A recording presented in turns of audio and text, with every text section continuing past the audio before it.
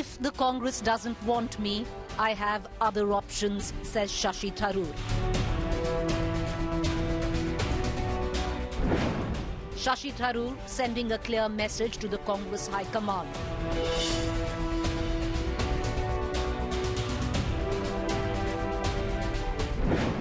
Is an upset Tharoor finally set to leave the Congress?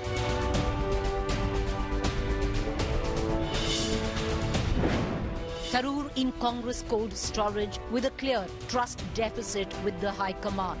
For often praising Prime Minister Modi, for raising incompetence in Congress, for fighting Congress president elections against Gandhi's Kharge pick, for praising left's economic model in Kerala. Is Congress set to lose another asset? Top focus on To The Point this evening. All right, so is the Congress all set to lose another asset? Has Shashi Tharoor finally had it? Is he on his way out? What does he really mean where he says exercising other options? The latest coming in just about, a few hours ago this morning. This was the image that was tweeted out by Shashi Tharoor. Bonhomie camaraderie with fellow Lok Sabha MP Piyush Goyal. He happens to be from the BJP once again, getting the rumour mills mongering, rubbing it in where the Congress is concerned, which prompts us to ask the big questions this evening, viewers. At the back of what we have seen, the first question that we ask, the Coterie culture in Congress, is that what's keeping Shashi Tharoor out? Calling out Congress Malayas, is it really anti-Congress? Shashi Tharoor has done it on multiple occasions. Tharoor exclusion, lack of skill, or actually clear lack of trust where the top brass of the Gandhis and the Congress is concerned. Tharoor's option threat, could it lead to a rise like Jyotiraditya Scindia, or could he actually meet Ghulam Nabi Azad's fate? Tharoor's political flex with a clear eye on prominence in the Kerala state unit. However, is the internal Kerala conflict scuttling Tharoor's chances? Some of the questions that we pose. Joining us this evening, Sanjay Jha, political analyst. He's been from the Congress, who today wrote a passionate letter to Rahul Gandhi, urging him to relook on how Shashi Tharoor is being treated. We'll play out the excerpts of that letter in a short while. Rashid Kidwai, political analyst, somebody who's been reporting on the Congress for many, many decades. Rajat Sethi, political commentator.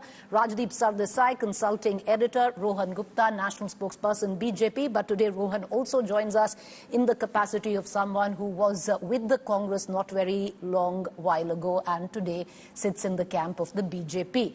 Sanjay Jha, what prompted you to write an open letter to Rahul Gandhi this morning? Oh, well, Preeti, I'll be very honest. I don't think people in the Congress actually tell their leadership the hard truths that they should know. And I have always believed that a leader, whether in the corporate world, in sports, in entertainment, media, or politics, you need to surround yourself by people who tell you the bad news first. And I feel the Congress is far too much in the, as we say, in a struggling situation at the moment, that it has the luxury to let somebody like Shashi Tharoor to kind of leave the party. I was extremely disappointed because Shashi is a very dear friend of mine. I know a lot of senior people in the Congress, and Shashi has always been very accessible. In fact, I have always told him that given his credentials, he's extremely unassuming and undemanding given the kind of role he can play within the mainstream Congress.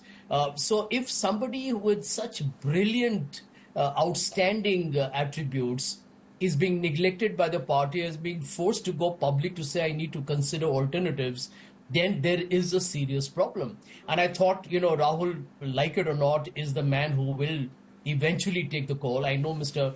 Kharge is the president and lots of respect for him. But the truth is, in a practical sense, Rahul is the de facto president as far as taking the key decisions are concerned. So I thought it's about time, somebody speaks up, because a lot of people are in touch with me and I hear their worries, I hear their apprehensions.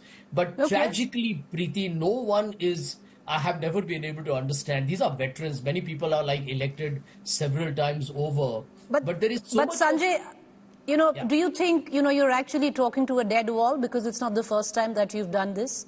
You've been very open many a times over of what your opinion has been. And I doubt if it's ever been, forget about taken it seriously, even acknowledged. Well, Preeti, to be honest, these are one of the few times where I actually wish, I never had to say, I told you so. I mean, anybody who reads my article written 5 years ago, I know the party, I know some of its people well. I sensed there was something fundamentally missing. There was a seminal weakness within the Congress party. The elephant in the room was leadership, a very atrophied structure, a very laid back attitude to contesting the BJP. It was beyond me to frankly fathom what the hell was going on. And I therefore, thought that this looked weird to me because Shashi is someone who I think would never ever be away from the Congress ideology. I mean, he is actually the best ambassador the Congress has for pushing the idea of India that Rahul Gandhi talks about. I think that was a real trigger for me to reach out to Rahul, frankly. All right. I just want to bring in Rashid Kidwai and Rahul and Rajdeep Sardesai into this conversation. Rashid Kidwai, you've studied the Congress, you've reported on the Congress, you know everything that's wrong with the Congress, but very few things ever change within the Congress. The question that I ask you, Rashid, what is the problem where Shashi Tharoor is concerned? Because clearly it's not lack of skill. Is there an acute lack of trust? Because, he's been flirting with the BJP. He has lots of, positive things to say about the Gandhis. He fought an election against the pick of the Gandhis, where Mr. Kharge was concerned for the president. Is it just a trust deficit? The Gandhis just don't trust Shashi Tharoor. And not really. I think, Preeti, you need to look at the Congress. In Congress, you have to be very careful who you are taking on. In this case, it is Mr. K.C. Venugopal who's a villain of the piece in Shashi Tharoor's scheme of things, because there was a one-on-one meeting between Rahul Gandhi and Shashi Tharoor, and the conversation, whatever conversation took place, Shashi Tharoor claims that he did not talk to press, Rahul Gandhi did not talk to press. So how is that, Malaya Manorama and Asianet and several other publications and social media platforms from Kerala, had it? So the degree of suspicion is that K.C. Venugopal, remember K.C. Venugopal is not only Congress General Secretary organization, he is also an aspirant to be the Chief Minister of Kerala in case Congress wins Kerala in 2026. So Shashi Tharoor is demanding some kind of disciplinary action or some kind of action against K.C. Venugopal, who has sort of leaked the privileged conversation that he had with Rahul Gandhi. Whether Rahul Gandhi would act or not, and then Shashi Tharoor has his options open. Rajdeep would know many years ago, Mr. Ahmed Patel, who was a very towering leader, he took on Winston George. And, many people would not believe. Not only Ahmed Patel lost his job, but he had quit the Congress for a few months or few weeks, and then Sonia Gandhi brought him back. So therefore, in the Congress, you need to be very careful who you're taking it on. And in this case, it is Shashi Tharoor versus K.C. Venugopal. All right. So, Rajdeep, is there another battle within a battle? Because, we are playing out all the rich praise that Shashi Tharoor has had for the Prime Minister. Just a short while ago this morning, he's tweeted out a picture with him and Piyush Goyal. He's got wonderful things to say about the left's economic policies where Kerala is concerned. All of that, do you think, is just ways to keep Tharoor away from the Congress High Command because the likes of K.C. Venugopal don't quite like it? Look, it's thoda complicated hai. Yes, the K.C. Venugopal factor is certainly there.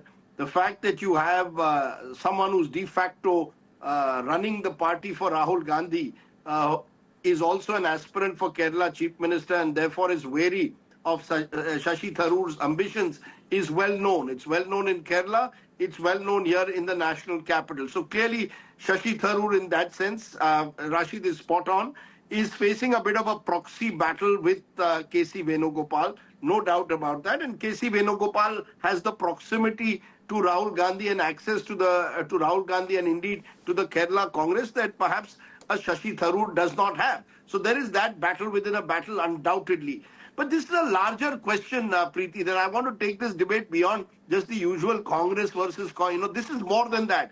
What space does someone who's a lateral entrant, talented, has proved himself by winning 4 consecutive elections, is not a Hindutvavadi, is not a Stalinist, wants to, in a way, project a more modernist image for the Congress?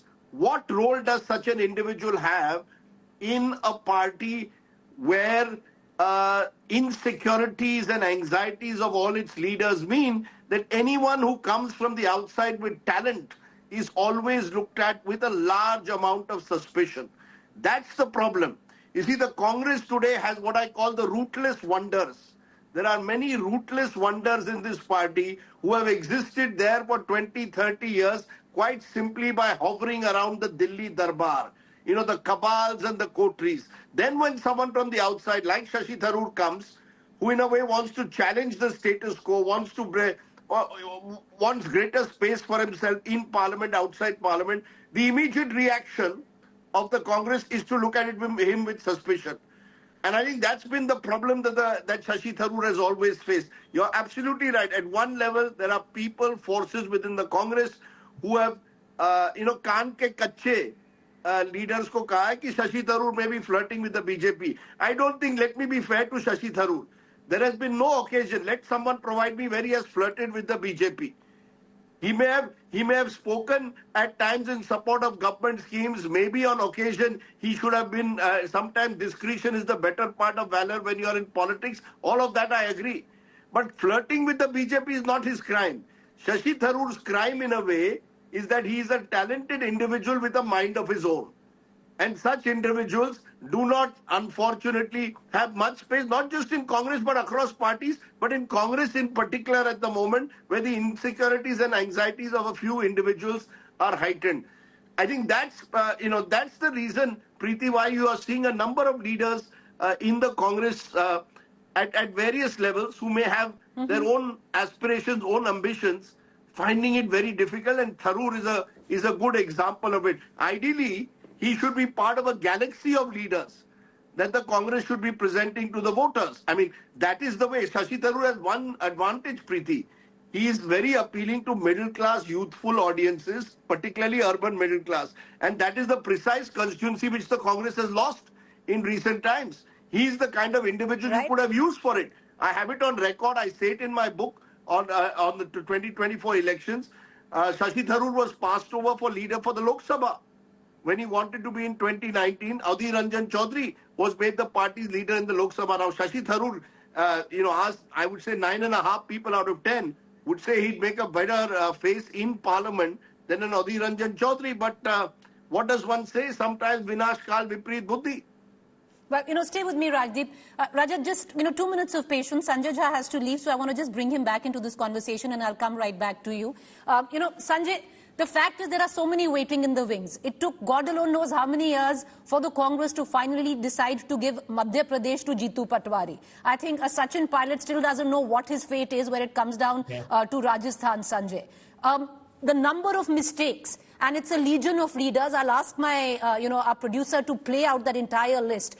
Leaders, assets of the Congress that the Congress lost because they just could not accommodate them. And some of them waited and waited and waited till the time they decided they had had enough. And primary, on our television screen is Jyotiraditya Scindia, who's now a star minister in Modi's cabinet. Sanjay, what is it that is really going on? Does the Congress really not care? The High Command must be watching somewhere down the line, even if there are these battles within many battles going on within the Congress. Preeti, let me tell you, this whole accusation against the Coterie is a rather exaggerated one. I'll tell you the reason why. A leader chooses the people you work with. And I feel that the leader has to know what's going on around you.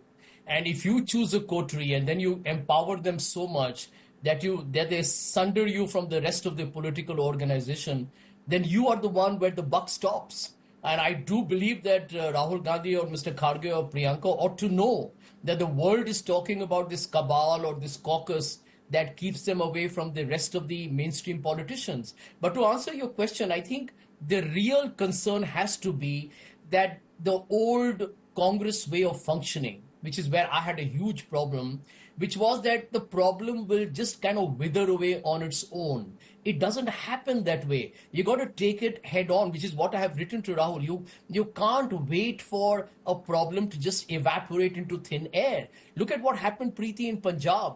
A conflict between two leaders, and the Congress party gave away Punjab on a silver platter to the Aam Aadmi Party. Now, all of you are veterans. You know that within parties there is competition for power. Understandable. In fact, it should be. I consider that to be a healthy competition. But leaders have to know how to handle that conflict. If you're not going to be proactive, getting people together to fix it, you're in trouble. The same happened in Rajasthan. Trust me, I'm not exaggerating. If Sachin had been made the chief minister a little earlier before assembly, who knows what the results would have been? You toppled your own government in Madhya Pradesh. In Karnataka, there is a prolonged conversation about what's going on. I mean, the Congress has to learn from its mistakes. My biggest disappointment, and I was compelled to write it to Rahul. People thought I was doing it and, it'll embarrass him. It's not true. I believe that you've got to learn from your mistakes. My biggest worry for the Congress is, Preeti, that it is not even learning from the second or the third or the fourth mistake. And I have grown up reading Once Bitten, Twice Shy. All right, Rajat Sethi, I want to get you in and let's just hear in for because there is an entire legion which seems to suggest, Rajat Sethi, we are living in such acutely polarizing times, especially where politics is concerned. If there was a BJP leader who was behaving like Shashi Tharoor, on and off praising the Prime Minister, being in Kerala, praising the left government when you are just about a year away from elections, today many would suggest he's practically rubbing salt in the Congress wounds, where he's tweeted out a picture of Piyush Goyal. If there was a BJP leader doing so, they would have never entertained him. Listen to Shashi Tharoor's praise coming in for Prime Minister, and then over to you, Rajat Sethi. So far, I must say that what we've seen from the press statements by both the Prime Minister and by President Trump are very encouraging, because it looks like some of the big concerns we all had have been addressed. For example, on the question of trade and tariffs, they've decided to sit down together and do a serious negotiation that will conclude by the fall, which is the autumn, September, October of this year. I think that's a very good outcome, because otherwise the fear was there might be some hasty decisions made in Washington which would have affected our exports. This way there is time to discuss and negotiate. I welcome that.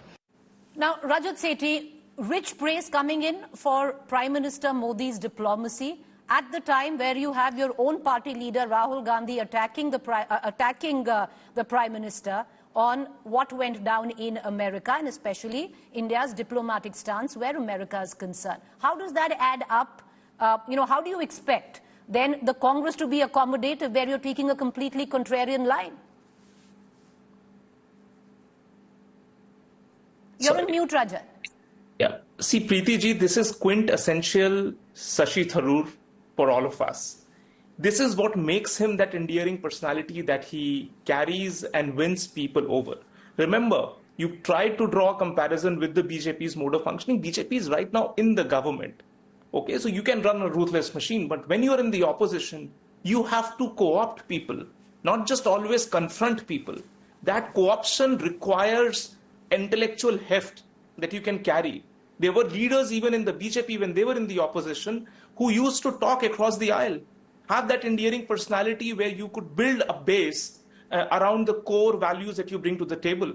And I think this is where, if I interact, and I regularly interact with Shashi ji as well, he reaches out to me, he doesn't see me as somebody who supports Prime Minister Modi, etc. He engages me with typical intellectual subjects that are close to his heart. He has been a former diplomat, and he has been a pretty successful diplomat. If he is trying to measure what Prime Minister has said without those typical lenses of politics, you should give it to him. And this is where, merit, intellectual depth, all of these things matter. Something that Rahul Gandhi doesn't bring to the table. So of course he would want everything to be regimented. And Rahul Gandhi of all people, he comes in and tortures us through his lectures. If you remember that lecture on decentralization that he gave to poor students from Nagaland, he's talking about the merits of decentralization, and he himself is the walking symbol of everything centralized and corroded at the very core. There should be a museum on the failures of Rahul Gandhi. Instead, there should be a school on how not to do political leadership. See, the problem with Rahul Gandhi is that he just doesn't follow, and I'm just a ringside observer of it, and all of the other panelists know him far more closer because they've all worked with him at one point or the other. I am telling you, as a neutral observer of Rahul Gandhi, I just don't think Congress can revive as long as he remains at the helm. Who was he to have a proxy candidate in the election to the Congress party and then talk about the merits of democratization and merits of liberal politics? Fair point. Okay. This is you the know what? problem. I think Rahul, I as want to long bring as in. Rahul Gandhi is there, you cannot have a responsible opposition. Okay, I want to bring in Rohan Gupta, but Sanjay is joining another show. Sanjay is in high demand today because he's written that open letter. Sanjay, hopefully, the Congress will read it and you'd be in demand within the Congress because, you've at least been a loyal soldier even outside the party. Rohan Gupta wants to come. Okay, Rohan Gupta, make your point. Make your point. Before you go, I just want to say something. Sanjay, Okay, had they heard your comments or your thoughts, you wouldn't have been out of party. So when you were in party, they were not listening to you. Do you feel that when you are outside the party, they will listen to you? I don't think whether your letter will reach to the right person. But you are making your efforts. Please continue doing your efforts like Eklavya. So my best wishes to you. No, thank you. Or do what Rohan Gupta did, switch over. But Sanjay Jha, okay, let me flip the question. The question is also, the question that I asked Rajat Sethi, you take on, it's so polarizing where India's political climate is concerned. Imagine a BJP leader, praising Rahul Gandhi or having a word or two which is nice to say about Rahul Gandhi. At one end, you are a year away from elections and then going on and speaking in rich praise about the economic policies of the left in Kerala, where you are a 4 times MP from Kerala. The cadre has helped you reach where you have. So there is a bit of a conflict within the Congress as well.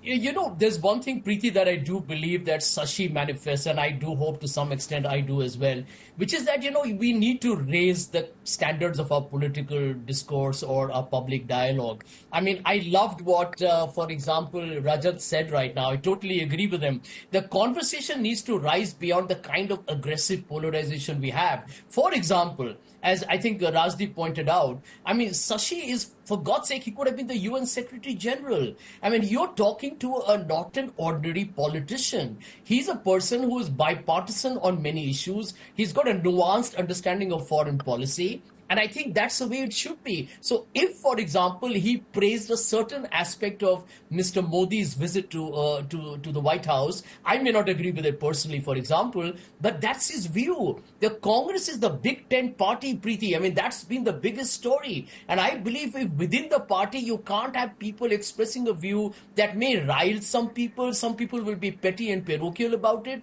But the Congress leadership should not be like that. If Rahul Gandhi or Mr. Kharge is pulling up Shashi for a comment on Kerala government or a comment on Mr. Modi's visit, I think that is being extremely infantile, and that is what will disappoint somebody with an intellectual heft and I think a great sagacity about India like Shashi. That's all I want to say. Thank you so much. All right. Well, thanks, Sanjay, for joining us. Rajdeep, just one question, but let me just go across to Rashid Kidwai first, and I'll go across to Rajdeep. Rashid Kidwai, the fact is, there's a strange sort of hypocrisy coming in from the Congress. Look at the narrative that is going on today, where, let's say, the Kumbh is concerned. You can criticize the Kumbh. That doesn't make you anti-Hindu. Why does it make you anti-Congress if you criticize the Congress? And that's one of the reasons, that Shashi Tharoor is paying the price today. So I think, Preeti, we are jumping the gun in the sense we are assuming that, the Shashi Tharoor and Congress party have come to a point of no return. I don't think so. That's not a case. There is a sort of, I would say gross misunderstanding or a lack of communication, etc. is there. There is a meeting of Kerala MPs with Congress President this Friday where Shashi Tharoor is a member, Priyanka Gandhi is a member, and so is KCV Venugopal, he is also a member. So there are going to be a lot of things that are going to happen. If Shashi Tharoor indeed leaves Congress and joins the BJP, it will give a handle for many people in the Congress who, to quote Coterie, "Inke hirday mein kamal ka phool khila tha." So you see that a lot of people, congressmen, diehard congressmen, including my friend Rohan Gupta has joined the BJP to prove that point, that there are people who are harboring or some sort of having a greater comfort across. So Shashi has to dispel that also. So therefore, things are not easy either for Shashi Tharoor or for the Congress. But as I said, if Priyanka Gandhi intervenes, if this Friday meeting goes off well, then this kind of misunderstanding will be there's over. always, Rajdeep, so much made on the role of Priyanka Gandhi. She was the one who brought Sachin Pilot from the brink of leaving the party. There is so much. The legion of Priyanka Gandhi's role sometimes could be even bigger than what really it is. But, Rajdeep, do you actually see Shashi Tharoor leave the party? If he does, do you actually see him go to a BJP? Because to join the BJP 1 year before elections in a state like Kerala is political suicide. Shashi Tharoor, from what I gather, is not going anywhere to the BJP. He is not a Hindutvavadi. Get that straight. Shashi Tharoor is not joining the CPIM or the left. He is not a Stalinist. Shashi Tharoor is an individual seeking a larger space for himself after almost 2 decades in Indian politics. Having won 4 times from Thiruvananthapuram, he wants greater space. Now, the truth of the matter is, let's be also honest, no party today in India really has any internal democracy. So let's not, single out one party or the other. You speak out against your leadership or you're seen to speak in praise of your rival. Today you find yourself constricted more and more. I think the Shashi Tharoor dilemma in a way, Preeti, is the fact that he's in a state which is hugely bipartisan between these two fronts, left front and Congress, and he doesn't know where, how do I carve out a space for myself within my party? And if I don't, what are my options? Can I form a regional party? Can I form a party like a Kerala first party and then expect others to join hands? He claims, or his supporters claim, that a poll was done in Kerala which showed 48% of the people, when asked who should be the ideal chief ministerial candidate, said Shashi Tharoor. And all his other major rivals were Satishan at 17% and Ramesh Chenitala at 5%. Now, obviously, therefore, Shashi Tharoor feels, and he has been interestingly also reaching out to the Muslim League, which is an important ally of the left. They're hoping that the Muslim League will put pressure on the Congress leadership that they would like Shashi Tharoor as a face. This is power politics. Let's also not be, let's not kid ourselves that Shashi Tharoor is also not playing his brand of power politics. He's also trying in his own way to create a space for himself. Now, that is not easy in entrenched political parties where there are vested interests already there. And I think, yes, the buck does stop with Rahul Gandhi and the Gandhi family and Mr. Kharge. They have to take the decision. You can't just blame it on K.C. Venugopal. The decision at the end of the day, and I said this even you will recall when Captain Amrinder Singh's predicament happened, don't pass the buck. At the end of the day, you're mentioning Priyanka Gandhi. I mean, the end of the day, whoever is that individual has to decide. For better or worse, Naren, the buck stops in the BJP with Modi Shah. They appoint chief ministers sitting in Delhi, many of whom are first-timers. No one objects because they are in power, therefore they can get away, like Indira Gandhi could in the 70s. Now in the opposition, you can't get away by making mistakes. You have to ensure that you choose people who you think have the best chance of winning. Politics at the end of the day is about winning. You have to keep all your personal likes, dislikes out of it. Right. Choose the best person, which I think the Congress at the moment has struggled to do for the main part and has thereby allowed factionalism to simmer. I still believe that Shashi Tharoor will remain with the Congress. The question now is, and I find it interesting purely as an observer, whether a middle-class, self-made individual not connected to a dynasty can get that kind of space within the Congress to challenge certain entrenched elites in his state politics. So, Shashi Tharoor ko kya hota hai will be an interesting, interesting to observe. Well, we're all looking at that closely. Rohan Gupta, with what Rajdeep just said, is it because of that Shashi Tharoor was very open about his ambitions, and why not so? He's a 4-time MP, and he made it very clear that he'd like to be the Chief Minister of Kerala, and elections are in a year's time. Do you think that's what did him in within the Congress? I think there's a larger issue with today's Congress party. See, I had been with the party for 15 years. Whenever party's narrative was decided, and obviously we as a party, when we used to feel that this is not the correct narrative, and if you speak against that narrative, the darbaris around the top leadership, they will convert you into anti-party. Anybody, whoever it is, whether it's a public face, there are leaders who have left Congress party. Ab jate hi dekhiye gaaliyan dena. Why they have left? They have not come in politics for individual gains. But even if they speak good for the party, this chunk of darbaris, they used to convert them into anti-party. And finally, the top leadership, generally, what should be that the top leadership opinion should come from the ground. Here what happens that few darbaris, they form the opinion of the top leadership and they take the final decision. This is the party that people who are responsible for defeat of the party in the elections, they are made chairman of the disciplinary committee. Now what do you expect? The person who is responsible, who is going to decide that fact finding mein kaun zimmedar hai? So इसीलिए the people whoever are there in Congress party who had their own mind, they felt that this narrative is not correct. They have raised point. They are out of the party. And see the narrative of Congress party, anti-cum, criticizing the government on each and every front. See their communication strategy after current communication head. It is completely haywire. If the party loses Haryana, they have no right to be in politics. Preeti, I'm using very strong words. This is totally blunder of their communication strategy. And these few darbaris, they catch hold of the few top leaders and they run their own politics. Okay. उनकी दुकान चल रही है, कांग्रेस का मकान गिरा दिया. And again today, I have left the party. I am in BJP today. I see BJP very closely. I don't agree with Rajdeep that only two people decide. There is a clear-cut system. Even Delhi CM, there is a clear-cut system where all the stakeholders, they come together, and there is a clear-cut democracy which I could feel as a person who has spent 1 year in party, and there is space for everybody. If I can, I don't want to debate with my friend Mr. Rohan Gupta, but I don't think that what Rajdeep says that I don't agree with. Rohan Gupta, I understand. Rohan Gupta, I'm glad because it seems like you wanted an outlet. And you wanted to give out exactly what's wrong within the Congress. Rajdeep, disagrees, but Rajdeep, he's lived that life for 15 years. No. Look, I think Rohan Gupta makes some valid points. No one doubts it. There is no. You see, when so many people cutting across, some close to the Gandhi family, some distant, all leave the party, there is a question mark, no doubt. And Rohan Gupta does raise important points. My only question is, it's one thing to leave the Congress because you believe the Congress is not giving you the space that you want or is not fulfilling your ambitions. It is another thing to then join the BJP. You see, that is where, it is almost as if then you're... we're running out of time. I want to bring in Rajat Sethi also to quick comment. Small answer I want to give here. A very crisp answer.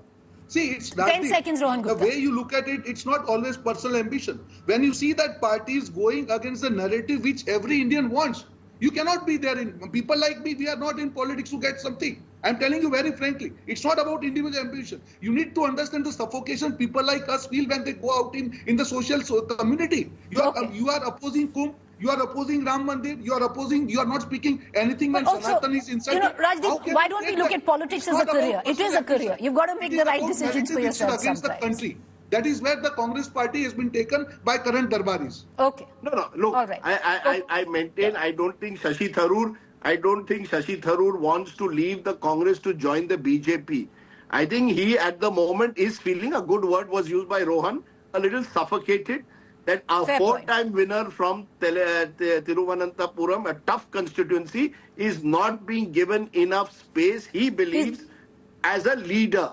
I'll give you, even when he contested against Mallikarjun Kharge, it's well known that warnings were issued to delegates who attended his meeting, that if you attend his meeting, you could face disciplinary action. So I think Shashi Tharoor represents the suffocation point that Rohan Gupta is making. But let's not also, that doesn't mean you have to join the BJP the next morning. All right. Okay, I want to bring in Rajat Sethi, but Rajat Sethi, very quickly. The BJP would be very glad to have Shashi Tharoor, because look what they did with the likes of Jyotiraditya Scindia. And a Shashi Tharoor kind of personality is actually missing within the BJP. They'd be very, very happy to have him. Yes and no. I mean, that is up to the BJP. But, I want to contest what Rajdeep ji said.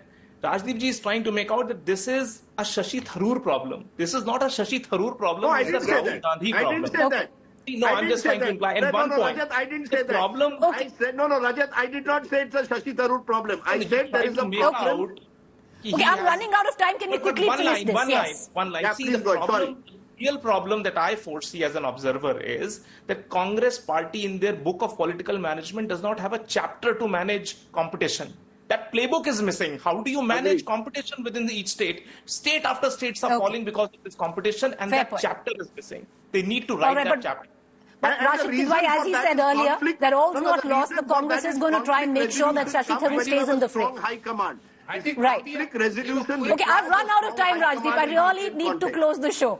I appreciate all four of you for joining us. We're going to keep a keen eye on all developments. Of course, it's caused a bit of a political flutter. How much for it to actually make the Congress hold on to Shashi Tharoor, we'll know in times to come.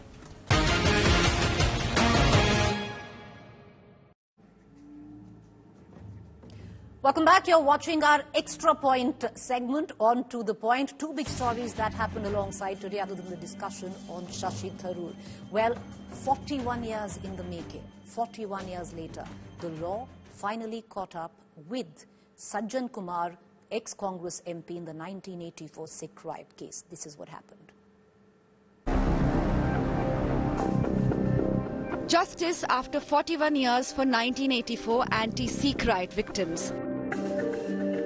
Former Congress MP Sajjan Kumar has got life in jail for leading a mob that set ablaze a father-son duo in Delhi's Saraswati Vihar during the worst genocide that Delhi has seen. ਅੱਜ ਸੱਜਣ ਕੁਮਾਰ ਨੂੰ 2 ਉਮਰ ਕੈਦ ਦੀ ਸਜ਼ਾ ਦਿੱਤੀ ਗਈ ਹੈ। ਜੱਜ ਸਾਹਿਬ ਨੇ ਅੱਜ ਆਪਣੀ ਜੱਜਮੈਂਟ ਦੇ ਵਿੱਚ ਲਿਖਿਆ ਹੈ ਕਿ ਜੋ ਪੀੜਤ ਮੰਗ ਕਰ ਰਹੇ ਸੀ ਕਿ ਫਾਂਸੀ ਦੀ ਸਜ਼ਾ ਸੁਣਾਈ ਜਾਏ ਤੇ ਸਰਕਾਰ ਨੇ ਵੀ ਮੰਗ ਕੀਤੀ ਹੈ ਕਿ ਫਾਂਸੀ ਦੀ ਸਜ਼ਾ ਸੁਣਾਈ ਜਾਏ ਵੀ ਉਹ ਕਾਨੂੰਨ ਦੇ ਮੁਤਾਬਕ ਇਹਨੂੰ ਨਹੀਂ ਦਿੱਤੀ ਜਾ ਸਕਦੀ। नहीं बिल्कुल संतुष्ट नहीं है कि हजारों लोगों की हत्या हो गई हो, सड़क के ऊपर जिंदा जला दिया गया हो और इतने सालों के बाद इंसाफ मिले और वो भी उम्र कैद का, तो ये कोई मायने नहीं रखता है।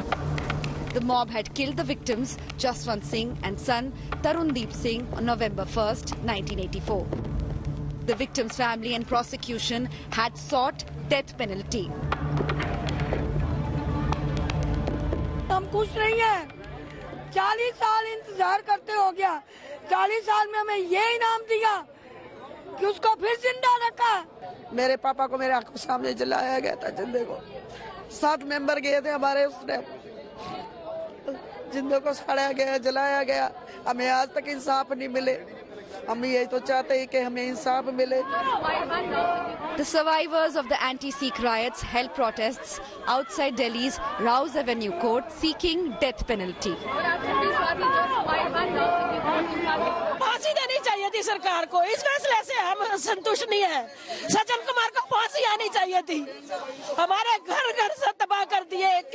किसी के 11, किसी के 6, किसी के 15 लोगों को जिंदा जलाया। नहीं, हमारे लिए तो अभी ये न्याय सही नहीं हुआ है। हम तो कहते हैं एक सज्जन कुमार को फांसी मिलनी ही चाहिए बस। जब तक हमारी आत्मा को तसल्ली होएगी, इसको फांसी होए। The ruling BJP claimed that earlier Congress governments had shielded the rioters. It thanked Prime Minister Narendra Modi for setting up a SIT and ensuring justice. हमेशा प्रधानमंत्री मोदी जी ने कहा है कि ना किसी को बख्शा जाएगा, ना किसी को छोड़ा जाएगा। अगर किसी व्यक्ति ने कोई जो है भ्रष्टाचार किया है उसको भी सजा मिलेगी, अगर उसने कोई घोर अपराध किया है उसको भी सजा मिलेगी।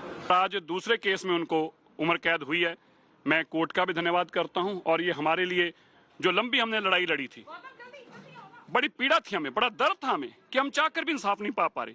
मैं मानता हूं कि आंशिक तौर पर हमारे लिए जरूर एक हमें संतुष्टि देने वाली खबर है। The riots and killing of innocent Sikhs were triggered after then Prime Minister Indira Gandhi was shot dead by her Sikh bodyguards. But it took 41 years to punish one of the biggest perpetrators. With Shrishti Ojha in New Delhi, Bureau Report, India Today.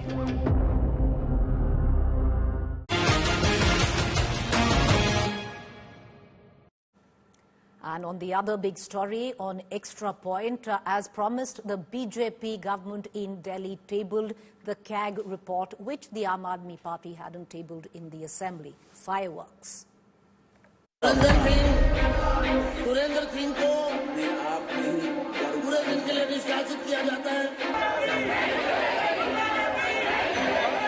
The Delhi liquor gate policy war reignites. The CAG report on the contentious liquor policy was tabled in the Assembly on Tuesday by the newly minted BJP government.